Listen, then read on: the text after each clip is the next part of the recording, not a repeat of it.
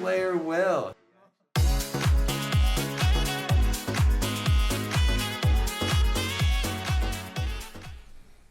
Welcome back, Visions fans. Ready Player Will here. This is the Winter Perrene review. Brand new character added both to Global and JP as part of the holiday season. And this is an excellent unit. It is a little bit of a niche, but it is a very impactful niche. And I already did my quick hit thoughts. Now we can finally take a deeper look at her. And so today, pretty standard things for the character overview. I did add in a section for her commander effect right here in the beginning because now it's getting kind of hard to ignore how impactful these can be. But I also have a replay that I want to show off after the report card before we really dive into everything else. And so kicking things off here, the character overview. She is a brand new wind unit with a unique main job of Martial Master. It's unique to her at the moment, but we saw last year when Winter Wrath came out, that Magi Striker job actually ended up being used as Subjobs in the future. So you might see Martial Master return. They also gave her the Blade Knight and Thief Subjobs. The Blade Knight is a very interesting choice. We'll talk about that in the ability section. I genuinely love the strategic choice for that. She is a fist unit and does physical strike oriented damage, equips hats, cloths, and accessories with a move of 3, jump of 1 as a 70 cost unit. And my faith recommendation is anywhere from 30 to 50. I think 50 is totally fine. She's got no status elements in her kit though that she needs to proc herself, so the 30 faith is going to help her reduce the amount of magic damage that she takes, which is her niche. It's going to reduce the amount of status ailments that she takes, which is always a good thing.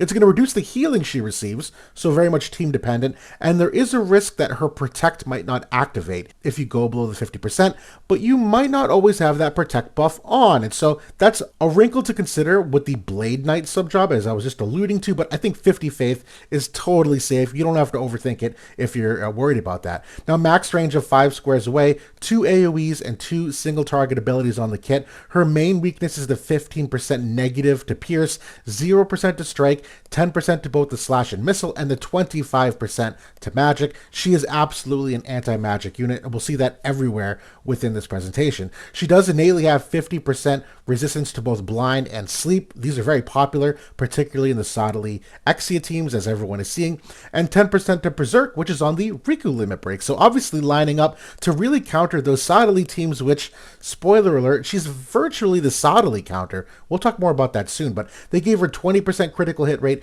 15% earth resistance, 15 unit res on the dream ability, and a reduction of AP cost of 20%, with an additional 15% crit evasion as well. Now, the commander effects. This is where it gets a little hard to ignore. For wind units, you get 15 wind attack and 25% resistance to both sleep and blind, with reaction block 20.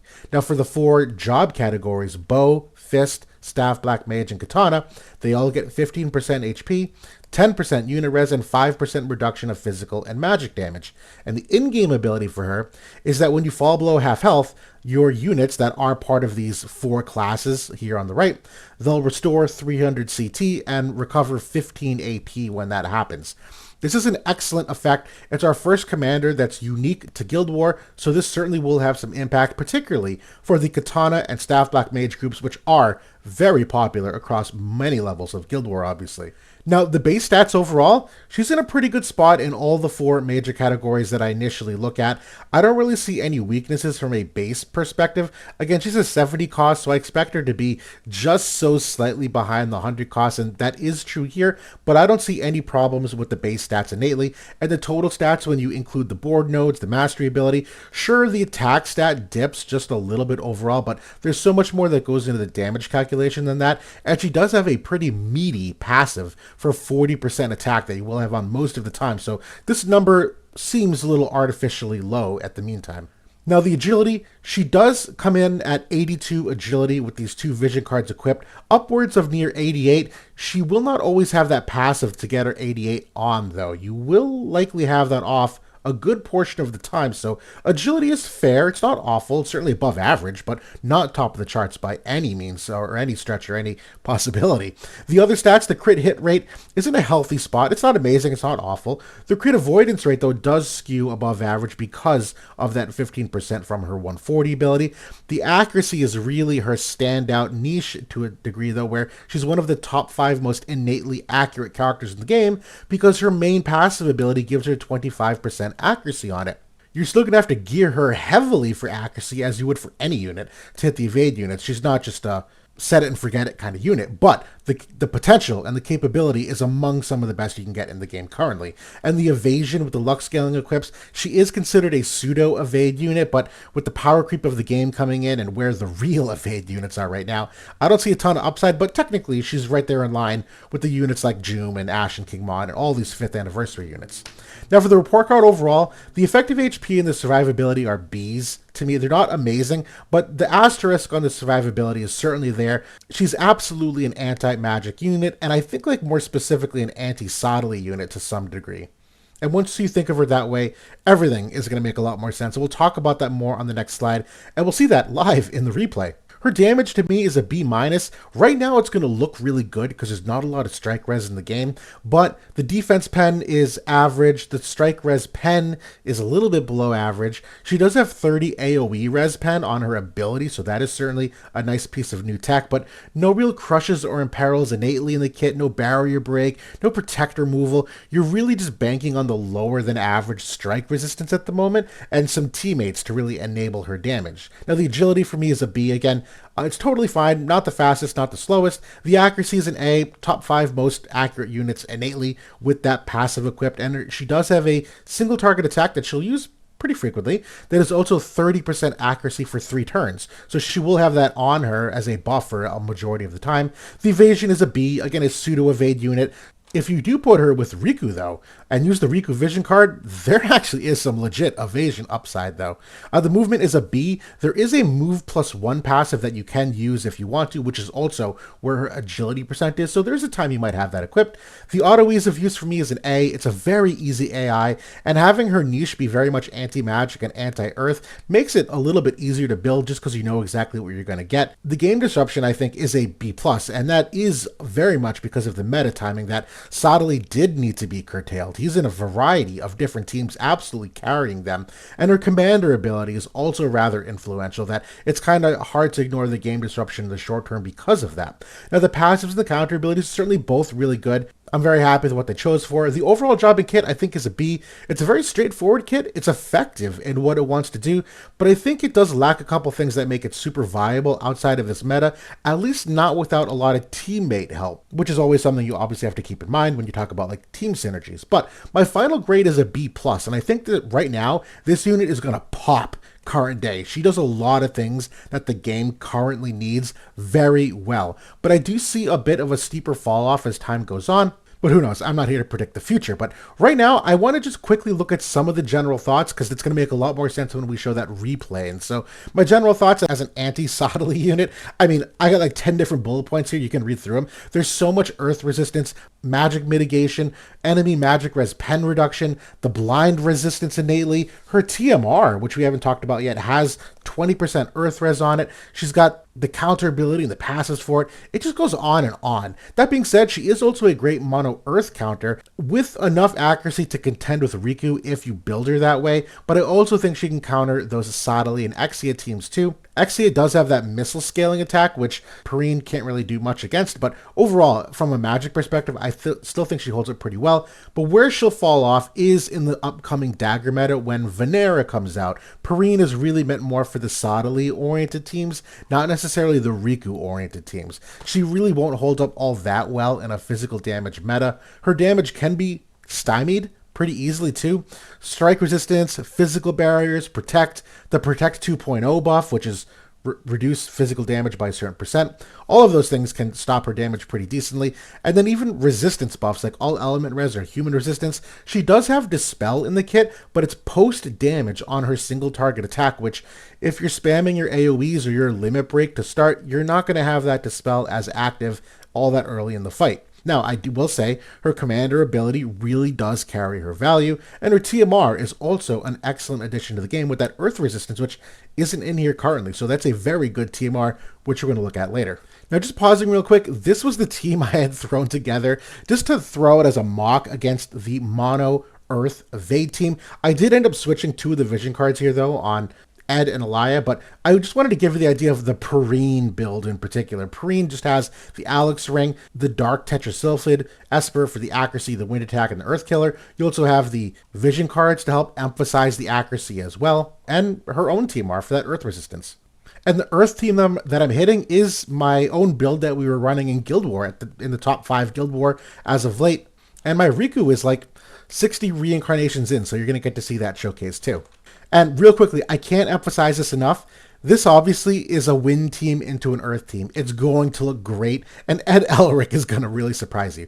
But I'm going to stop and focus more so on the times that Perrene is in the fight, because I think seeing her live against this kind of earth team is really going to show you exactly how capable she is when it comes to this niche. Let's take that volume down a little bit here. So this opening rotation, yeah, Elia's going to go to Ed, buff him. This Earth team obviously has a bunch of different attack types and the follow-up attacks on limit breaks from both Sadali and Ashen King Mont. Perrene is going to come here. This is going to be her TMR that she's going to buff first for that Earth and Wind resistance. That's the Fang TMR on Ed to nullify the CT up that Sadali is so cancerous with. But I'm going to let this unfold just for an extra second here. Keep talking about it in a moment. Elia buffs. Perrene is now going to use her own self-buff to start. She's going to move forward. Ed's going to not be in range. Still self-buff. And this is the first hit that Riku's going to come in with, which is where I want to focus on the damage. Now, Riku uses her main job ability that has the post-damage dispel. This is 1,092 damage on Perrene. This is a legit fully built Riku at the moment in this mono Earth team. So that's despite the fact that she's not an anti-physical unit, I was very happy with that amount of damage on the first hit. Obviously, there's a lot of Earth resistance stacked, but 1,000 damage from Riku is pretty noteworthy. So now you also have the dispel of any of those buffs, so that will not apply anymore. We're going to keep seeing this fight progress just a little bit here. Elia is going to attempt to hit them. So now, focusing on Perrene, seeing what her damage does, she's going to use her single target ability here on Riku, and she's going to miss. Now, this is the ability that gives her the 30 accuracy up, and so now that is active for all of her other abilities as well, but even for all the accuracy I built, straight on head-to-head with some of the unit affinity here that Perrene is near her teammates, still missed head-on. So again, it's there, but it's not perfect, but she's going to hit her later, as we'll see. So she's going to move. Ed Elric is going to do Ed Elric things. Removing buffs there. Defense pen. So now the null sure hit has kicked in for Riku. So now it's just going to be whatever the accuracy rate is. She's going to attack again here, and we're going to observe the damage to Perrene in particular. And so 3354 for Soul Swipe. That's still pretty decent. And again, both of those hits were critical hits, so Perrene is tanking that damage exceptionally well so far. We're going to continue to see her take damage here, and we'll see how many hits she actually takes. So she ends up taking the 2756 from Ashen King Mont on a Earth slash chain, another critical hit. Still doing pretty well though, all things considered. Sadali's turn, and Sadali's going to come in here now and use his limit break, which obviously is a nuke for most people. And you have to keep in mind, by this point in the fight, Perrene still hasn't actually hit Sadali yet, so she has not reduced his magic res penetration at all. But still, this is Sadali at his normal magic res pen level. He has not been debuffed by her yet, and so he's going to use that limit break, and it's literally going to do 1,055 damage on her. And the follow-up damage here, all of this being critically hit as well. None of this is regular hits. 1232. And again, that magic barrier is a big component of it as well. But you're already seeing she's up to 2 earth chains at this point for the extra damage as well. And she's tanking all that damage very admirably. When it comes to the next ability here, we're going to see like how offensively potent this can be. She ends up hitting both Riku and Ashen King Mont. Remember, this is not a guaranteed hit, so this is her own accuracy at work here with Riku, who does have all the unit affinity and the evasion buffs, and she damage caps the Riku and does a fair amount of damage. Both of these non-critical hits. It's also the courage removal here, which is enough to actually take out Riku, who does not have the courage seal active or anything of that sort. So Perrene obviously doing a really good job there against Riku as the initial showcase. We're not done yet though. So Ed's going to come in here. He's going to absolutely just slaughter Ashen King Mont. But again, this is the Anti-Sadali unit. Let's see how she does. She's pretty low at health, and you have to recall she also still has her limit break, which theoretically she could use to restore some health. But how is she going to hold up versus Sadali here, who still has his follow-up attack? Well, he's going to go ahead and, when the AI decides to, any day now, Sadali. There we go. 511 damage on another critical hit. So all of these hits are amplified by that crit rate. It's apparently still not enough to take her out because only 511 damage to her. He's going to also follow-up attack here. Another critical hit, 1629. She is still alive despite taking all of this hits from them so far. Now, her turn to act. That's the Dispel Fist. So that's the ability with the post damage dispel. 4,200 damage. Could be better, could be worse. 4,200 again. The damage is not like a nuking amount of damage. But I think Ed Elric here is going to finish his job pretty definitively. And so, again, this is not supposed to be some kind of like mind-blowing revelation that she can beat an Earth team, but I wanted to show off just how effective she was at it, despite the fact that she never even got to apply the magic res pen reduction to Sadali. So that's what you can look forward to. Obviously, even her versus Riku, going for the accuracy build that I did, she was able to kill her in one hit through the null sure hit and remove the courage while doing so. Now, for the should you pull, if you struggle versus Sadali, this is an excellent pull. Him being permanent pull also does give her increased longevity by the fact that people are going to continue to pull Sadali as time goes on. They're going to continue to reincarnate him because the shards are going to be available. So I do think as long as he's around, she's still going to have some value. But beyond that, her TMR and commander ability will absolutely give you longer lasting value, that even if the meta shifts and she doesn't get as much play anymore, the fact that you have this really valuable TMR and this really valuable Guild War commander is kind of a nice return on investment still, that she's not just permanently going to be on the shelf doing nothing for you ever again.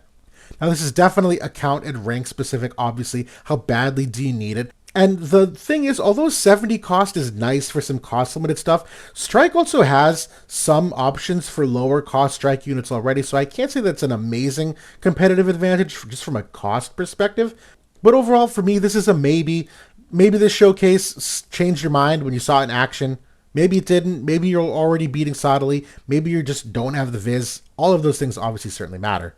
Now, getting into the abilities, I know we're getting kind of long here, so I'll try to move this along, but the passive abilities, Martial Master Perfection is always going to be on. It's an exceptional attack buff, the accuracy, the defense pen, and a little bit of physical damage reduction. You do have the option of Thief Lore here, which is the agility and the move +1, but this is, to me, is very much turn order specific and map specific, where that move +1 does have ramifications on her AI and how quickly she gets to the battle, but that agility percent obviously also has effects on her turn order. I will say Anti-Magic Ward and Blade Knight lore I think are relatively interchangeable. I think it really just comes down to which resistance you want of the magic or slash res. I prefer Anti-Magic Ward. I think the magic res gets a little bit more value.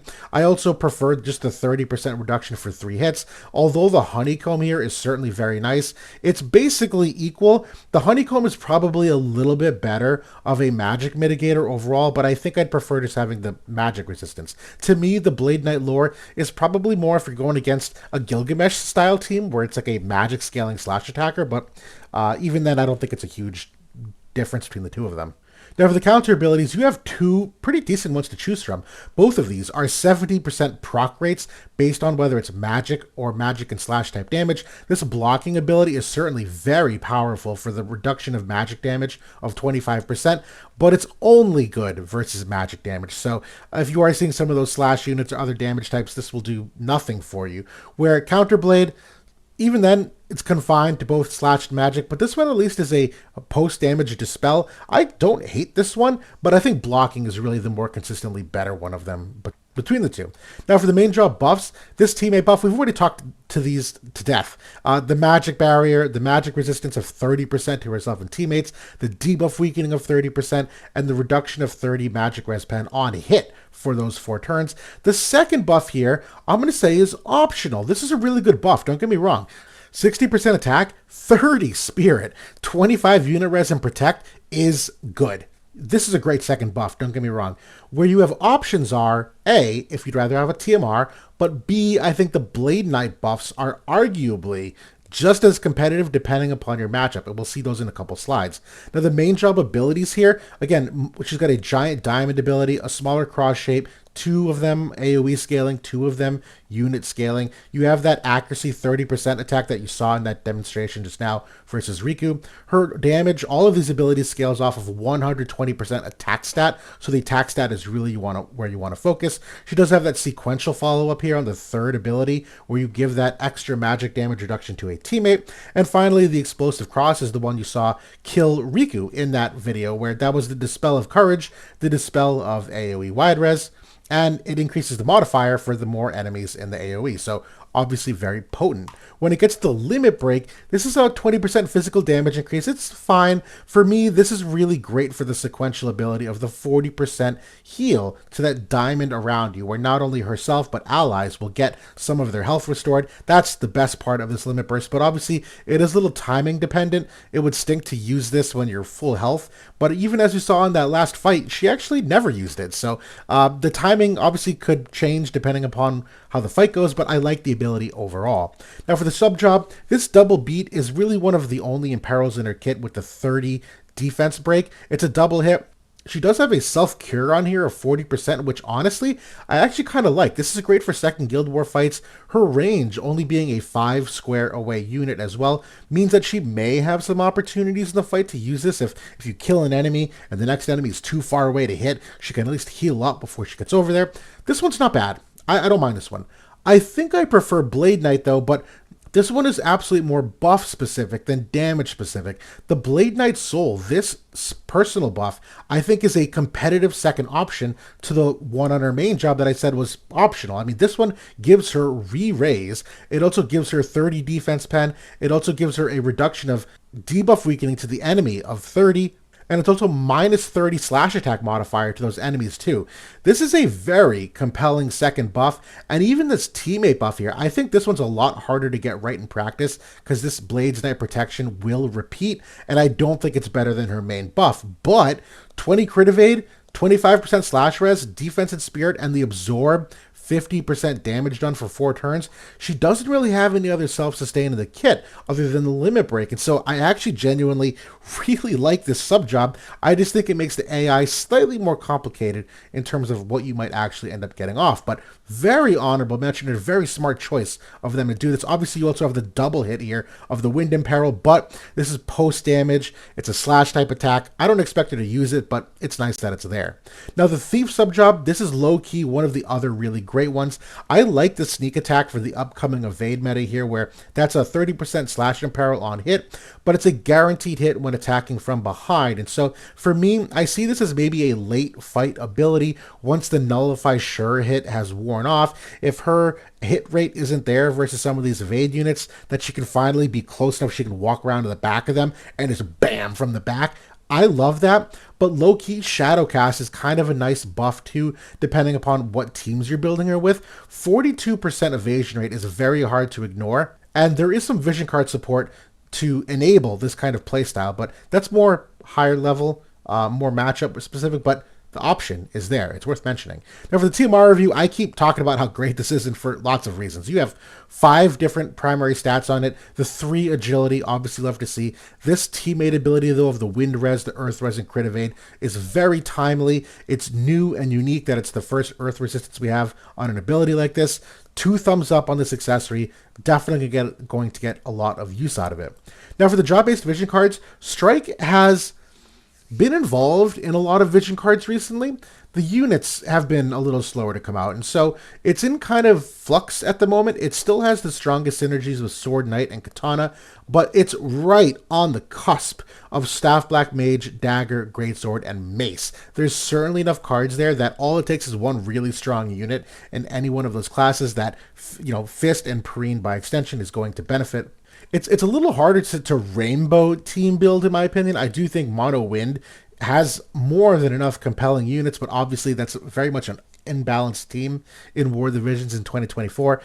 but there are more than enough strike units to theorycraft with, but I do think that another strike unit would really drive her home. I do like the Sword Knight option though. Thancred is getting some really strong buffs here. Obviously, Ashen King Mon is still really great. Those of you that have been waiting for a chance to use Duran, certainly in the running as another wind unit, but I think Katana might be the strongest job class, but there is still some wind overlap between Garusa and Dario, but I think Sephiroth is a great candidate for that fire synergy that, if you're running her as a wind unit and you want some protection against ice, Sephiroth can do that for you. And the rest of these 4 classes, again, there's some pieces there. I really think the Dagger is the next step to come, though, where you have the Riku card and Perrene's Vision card coming out next week is for Dagger. It's also for Katana.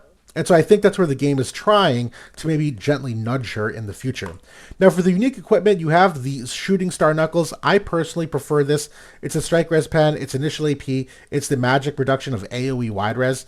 Absolutely love that. There are technically some unique equipments for the holiday style equipments. I personally don't love any of these. They're fun. They're a little gimmicky, but I don't think they're preferable to any of the other equipments where I'd much rather just go Alex Ring or Pod Accessory or Genji Glove.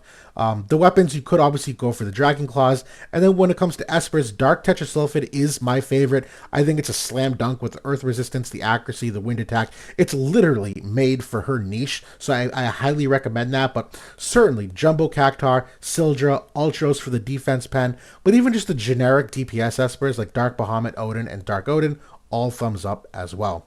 Now, for my top 3 favorite teams, again, I think the Mono Wind iteration is still probably the most consistent of them, but maybe a little overkill, maybe a little unbalanced. This second grouping here is more of the Katana synergy with Sephiroth, with the flex option at that third that you could go for a support, you go for a tank, you go for another Katana DPS, and the third one here is more of the Mono Strike iteration, and that's actually the team that I ran against that Mono Earth team in that showcase. I think Earth Veritas is a great other option you could consider.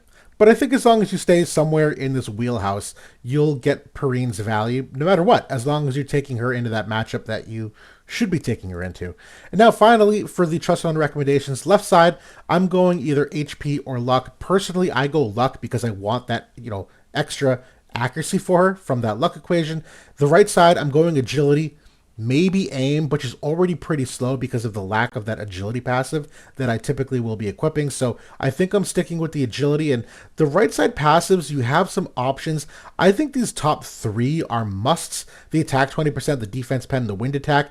I think the next 3 are kind of debatable. Reaction block certainly helps. The healing power is kind of niche because she only has her heal on the limit break unless you have a teammate who can heal her, and if you're running her lower faith, that's going to help a little bit, but not a ton.